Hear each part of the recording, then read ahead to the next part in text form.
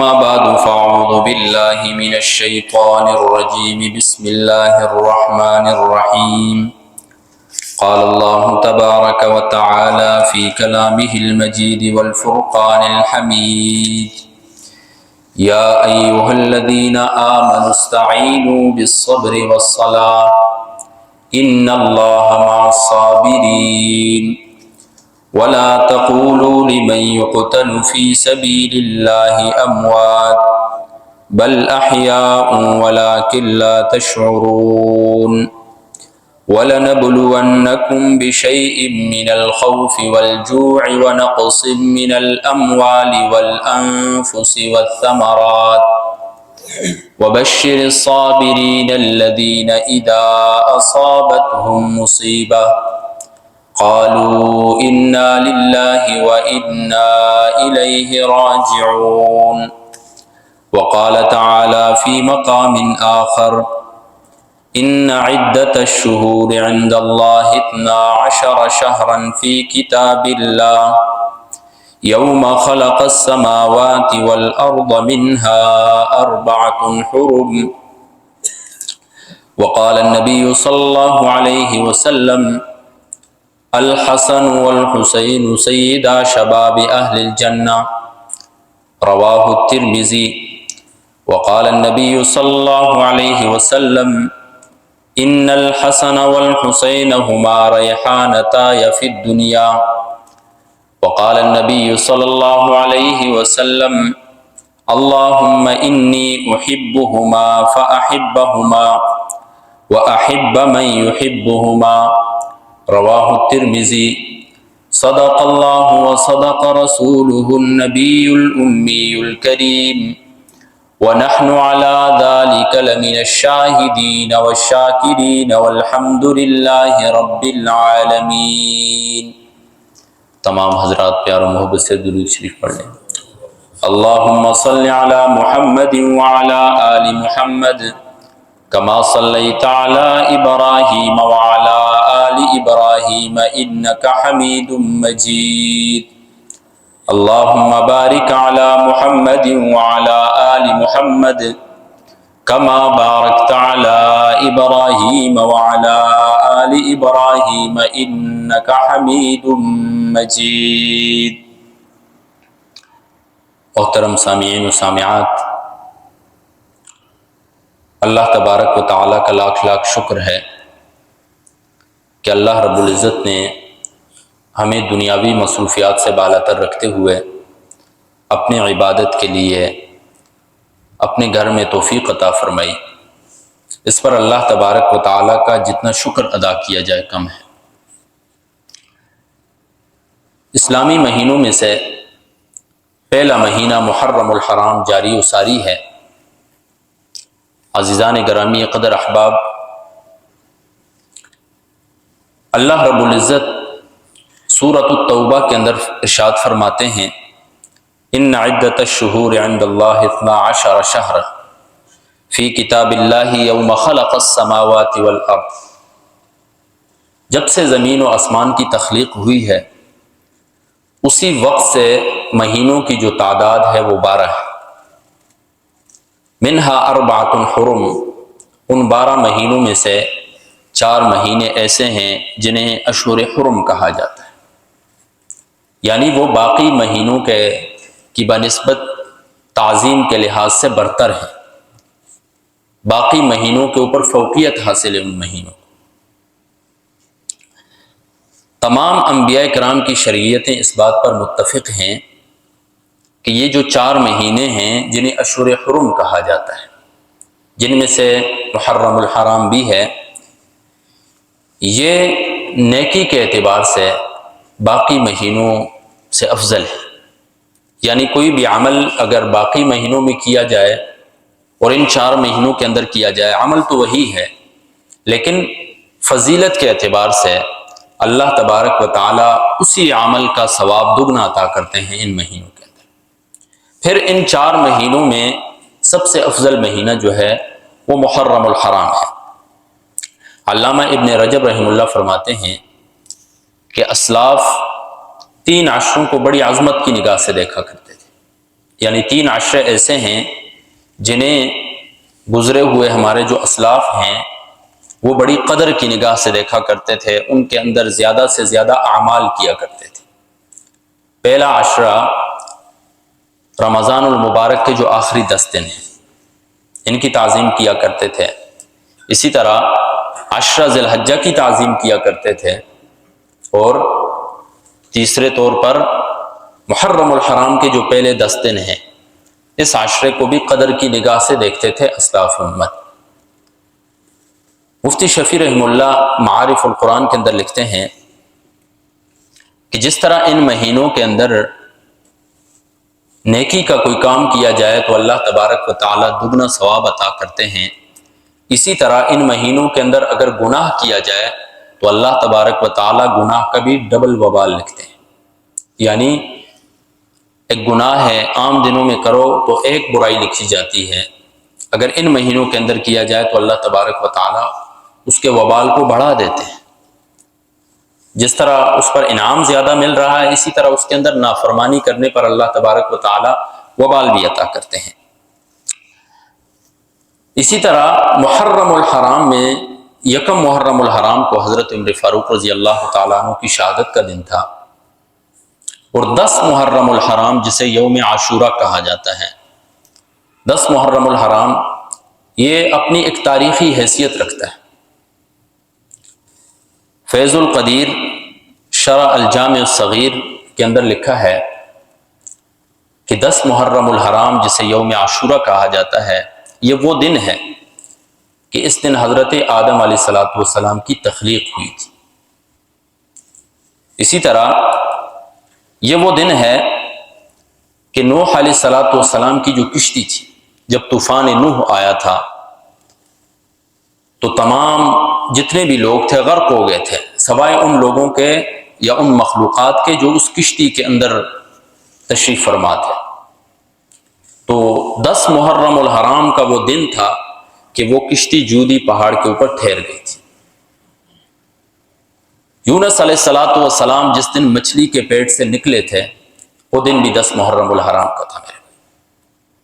اسی طرح مزید فرماتے ہیں کہ ایوب علیہ السلام کو اللہ تبارک و تعالی نے ان کی بیماری سے شفا جس دن عطا کی تھی وہ بھی 10 محرم الحرام کا دن تھا۔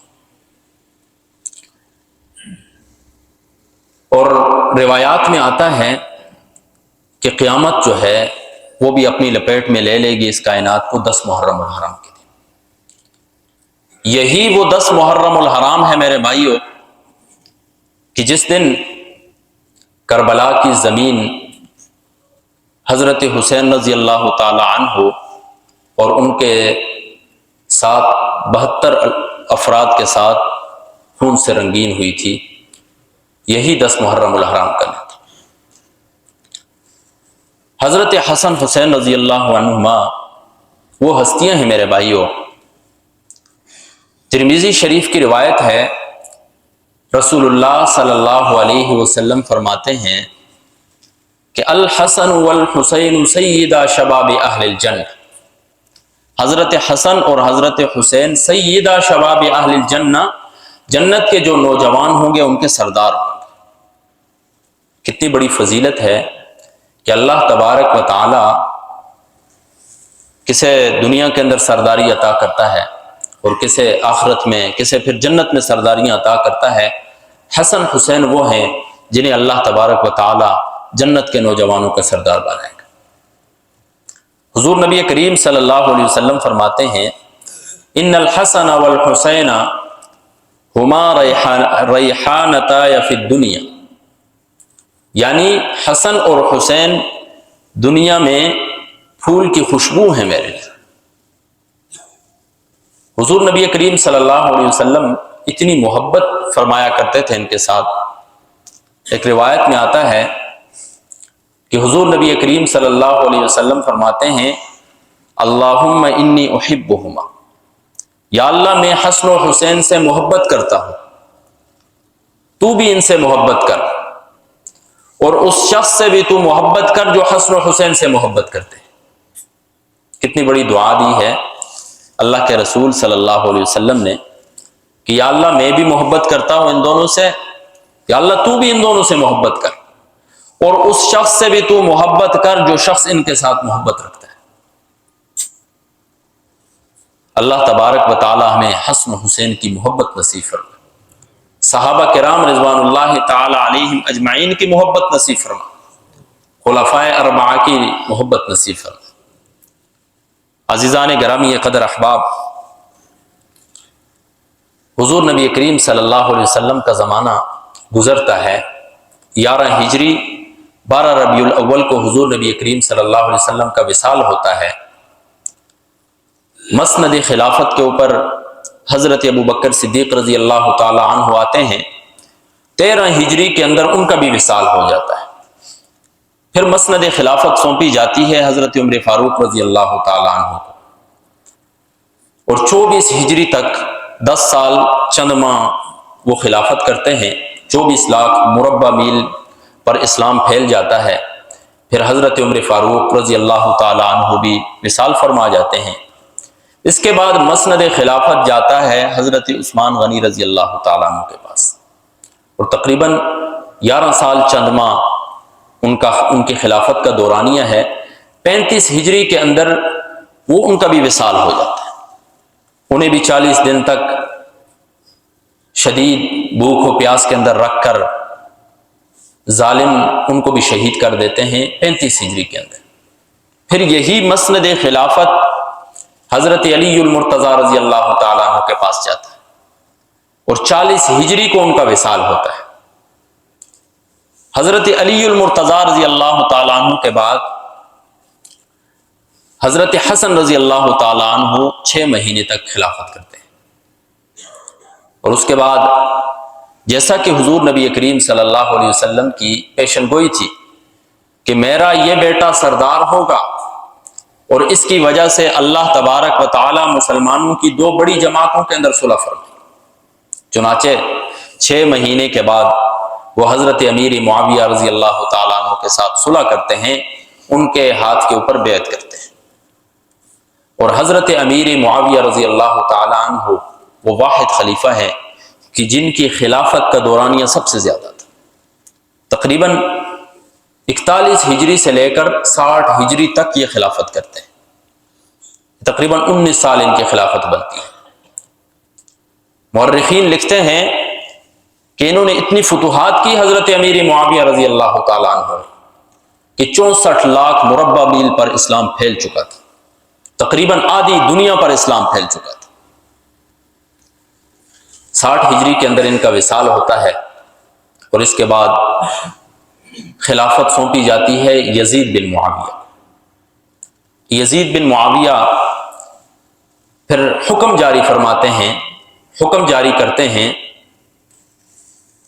کہ میری بیعت کی جائے۔ مدینہ کے اندر بھی حکم جاری کیا جاتا ہے، مکہ کے اندر بھی، بصرہ، کوفہ، ان تمام جگہوں کے اندر حکم جاری کیا جاتا ہے۔ لیکن اکثر لوگ تو بیعت کر لیتے ہیں، لیکن کبار صحابہ حضرت ابن عباس رضی اللہ تعالیٰ عنہ ہو گئے، حضرت عبداللہ بن عمر ہو گئے، عمر بن خطاب رضی اللہ تعالیٰ عنہ کے بیٹے، اسی طرح عبداللہ بن زبیر، اسی طرح حضرت حسین رضی اللہ تعالیٰ عنہ، یہ بیعت نہیں کرتے ہیں۔ جب بیعت کا حکم آتا ہے تو یہ راتوں رات مکہ چلے جاتے ہیں، اور وہیں پر مکہ والے جو تھے وہ عبداللہ بن زبیر رضی اللہ تعالیٰ عنہ کے ہاتھ پر بیعت کر لیتے ہیں۔ پھر حضرت حسین رضی اللہ تعالیٰ عنہ کو کوفہ کی جانب سے خطوط روانہ ہوتے ہیں۔ مورخین لکھتے ہیں کہ 4 ماہ کی مدت کے اندر انہیں اتنے خطوط آئے کہ تقریباً 12,000 کے لگ بھگ خطوط انہیں موصول ہوئے کوفہ سے کہ آپ تشریف لائیں، ہم آپ کے ہاتھ کے اوپر بیعت کرتے ہیں۔ حضرت حسین رضی اللہ تعالی عنہ صحابہ کرام رضوان اللہ تعالی علیہم اجمعین سے مشورہ کرتے ہیں کہ آیا میرا کوفہ جانا صحیح ہے یا نہیں ہے؟ تو صحابہ کرام رضوان اللہ تعالی علیہم اجمعین میں سے بعضوں نے یہ مشورہ دیتے ہیں کہ آپ کا جانا ٹھیک نہیں ہے، کوفہ والے بے وفا ہیں، انہوں نے ابھی تک اپنے عہد کی پاسداری نہیں کی ہے، وہ آپ کے ساتھ بھی وفا والا معاملہ نہیں کریں گے۔ لیکن ان خطوط کو دیکھ کر حضرت حسین رضی اللہ تعالیٰ عنہ اپنے چچا زاد مسلم بن عقیل کو بھیج دیتے ہیں۔ مسلم بن عقیل جاتے ہیں، کوفہ پہنچتے ہیں، کوفہ والے ان کا استقبال کرتے ہیں۔ تو مسلم بن عقیل جب دیکھتے ہیں کہ وہاں کی حالات موسم سازگار ہے تو خط بھیجتے ہیں حضرت حسین رضی اللہ تعالیٰ عنہ کو کہ آپ تشریف لیں، یہاں پر حالات ٹھیک ہیں۔ لیکن جیسے ہی وہ خط روانہ کرتے ہیں، اس خط کے بعد پھر وہاں کا جو حالات تھے وہ خراب ہو جاتے ہیں۔ مسلم بن عقیل رضی اللہ تعالیٰ عنہ کو شہید کر دیا جاتا ہے۔ جو یزید کا گورنر تھا عبید اللہ بن زیاد، یہ بڑا فاسق آدمی تھا، بڑا متشدد آدمی تھا۔ یہ مسلم بن عقیل کو شہید کر کے اسے اپنے جو اس کا دربار ہوتا ہے اسے گراتا ہے اور لوگوں کو کہتا ہے کہ جو ان کی بیعت کرے گا ان کے ساتھ بھی میں ایسا ہی معاملہ کروں۔ لیکن چونکہ خط پہلے پہنچ چکا ہوتا ہے حضرت حسین رضی اللہ تعالیٰ عنہ کی طرف، تو وہ روانہ ہو جاتے ہیں، وہاں سے روانہ ہو رہے ہیں۔ تقریباً ان کا ایک روایت کے مطابق 72 افراد پر مشتمل قافلہ ہے جو سرزمین کربلا کی طرف آ رہا ہے، اور ایک روایت کے مطابق 103 افراد تھے، اور اس سائڈ پر عبید اللہ بن زیاد کا لشکر 4000 سے زائد کا لشکر تھا، مع ساز و سامان۔ حضرت حسین رضی اللہ تعالیٰ عنہ جنگ کے غرض سے نہیں آئے تھے، انہیں تو کوفہ والوں نے بلایا تھا اس چیز کے لیے۔ جب وہ آتے ہیں کیا دیکھتے ہیں کہ آگے ماحول تو کچھ اور ہے، ماحول تو بگڑا ہوا ہے۔ بالاختصار میں آپ کے سامنے یہ واقعہ بیان کرتا ہوں۔ بالآخر حضرت حسین رضی اللہ تعالیٰ عنہ فرماتے ہیں کہ آپ مجھے 2 سے 3 آپشن دے دیں، یا تو مجھے دمشق جانے دیں یزید کے پاس، میں انہیں خطوط دکھاؤں کہ مجھے لوگوں نے بیعت کے لیے بلایا، اور یا تو مجھے واپس جانے دیں، اور تیسری یہ کہ مجھے اسلامی سرحد کے قریب چھوڑ دیں کہ میں مسلمانوں کے ساتھ جہاد نہیں کر سکتا، وہاں پر جا کر میں جہاد جاری رکھوں اپنا۔ لیکن کوفہ والے بے وفا تھے، انہوں نے جب دیکھا کہ یزید کے پاس ہمارے خطوط گئے تو یزید تو ہمیں بھی نہیں چھوڑے گا، چنانچہ وہاں پر حضرت حسین رضی اللہ تعالیٰ عنہ کے ساتھ قتال شروع ہوتا ہے۔ تیر آتا ہے حضرت حسین رضی اللہ تعالیٰ عنہ کے دونوں شانوں کے درمیان لگتا ہے، پھر بھی وہ اس معاملے کو سنبھالنے کی کوشش کرتے ہیں کہ جنگ سے پرہیز کیا جائے، کسی طرح ان کے ساتھ کسی بات پر اتفاق رائے ہو جائے۔ لیکن دوسرا وار ہوتا ہے ان کے بھتیجے کے اوپر، بھتیجا آواز دیتا ہے چچا، چچا جاتے ہیں، بھتیجے کو تقریباً تیر مارا جاتا ہے تھوڑی کے اندر، اور ان کے اوپر پانی بند کر دیا جاتا ہے۔ مورخین لکھتے ہیں کہ جب گڑوں کے اندر پانی لایا جاتا تھا تو دور سے تیر مار کے اس کو بھی توڑ دیا جاتا تھا، حتیٰ کہ بچے جو ہیں وہ بلبلانے لگ گئے پیاس کی وجہ سے، پیاس کی شدت کی وجہ سے بالآخر۔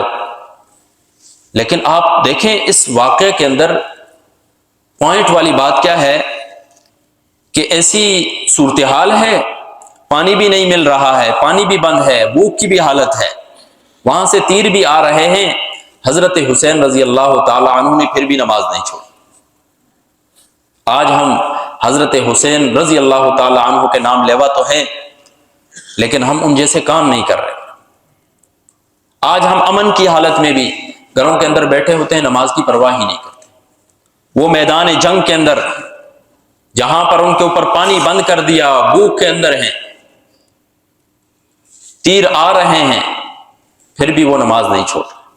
10 محرم الحرام زور کا ٹائم ہے، زور کی نماز ہے، سجدے کے اندر جاتے ہیں، ان کو تیر لگتا ہے، اور پھر ظالم آتے ہیں، ان کا سر جو ہے وہ جدا کر دیتے ہیں، اور اسی وقت جو ہے وہ کربلا کی زمین حضرت حسین کے خون سے رنگین ہو جاتی۔ عزیزان گرامی قدر احباب، یہ واقعہ ہمیں یہ سبق دیتا ہے کہ دین اسلام کے لیے اگر ہمیں اپنا جان، مال، تن، من، دن قربان کرنا پڑے تو کرنا چاہیے۔ اللہ تبارک و تعالیٰ کے دین کی سر بلندی کے لیے اگر ہمیں اپنی اولاد بھی قربان کرنی پڑے تو قربان کر دینا چاہیے۔ حضرت حسین رضی اللہ تعالی عنہ میدان کربلا کے اندر ہمیں یہ پیغام دے کر گئے یہ ہمیں پیغام دے کر گئے ہیں کہ دین کی خاطر اپنی خواہشات کو بھی ترک کیا جا سکتا ہے، دین کی سربلندی کے لیے۔ اب یہاں پر ایک دو باتیں میں مزید ایڈ کروں گا کہ حضرت حسین رضی اللہ تعالیٰ عنہ شہید ہوئے تھے، اور شہید کے اوپر، شہید جو ہے زندہ ہوتا ہے، شہید کے اوپر نہ غم کیا جاتا ہے نہ ماتم کیا جاتا ہے شہید کے اوپر۔ قرآن حدیث ہمیں جو ہے صبر کی تلقین کرتا ہے، یا ایھا الذین آمنوا استعینوا بالصبر والصلاۃ، اے ایمان والو صبر اور نماز کے ذریعے مدد طلب کرو، ان اللہ مع الصابرین، بے شک اللہ تبارک و تعالیٰ صبر کرنے والوں کے ساتھ ہے۔ دین اسلام ہمیں صبر کی تلقین کرتا ہے۔ دیکھیں اگر شہادت کے اوپر یا موت کے اوپر غم منایا جاتا تو سب سے بڑا غم تو محمد الرسول اللہ صلی اللہ علیہ وسلم کا وصال تھا۔ محمد الرسول اللہ صلی اللہ علیہ وسلم کا جب وصال ہوا تھا دنیا پھیکی پڑ گئی تھی میرے بھائی، مدینہ کی گلیاں چیخوں سے بھر گئی تھی میرے بھائی، ایسا غم تھا، لیکن ماتم اس پر بھی نہیں کیا گیا، حدود سے بڑھ کر اس میں بھی سوگ نہیں بنایا گیا میرے بھائی۔ اگر غم شریعت کے اندر ہوتا تو حضرت عمر فاروق رضی اللہ تعالی عنہ کو منبر رسول کے پاس مصلی رسول پر کھڑے ہو کر ان کو شہید کیا گیا تھا۔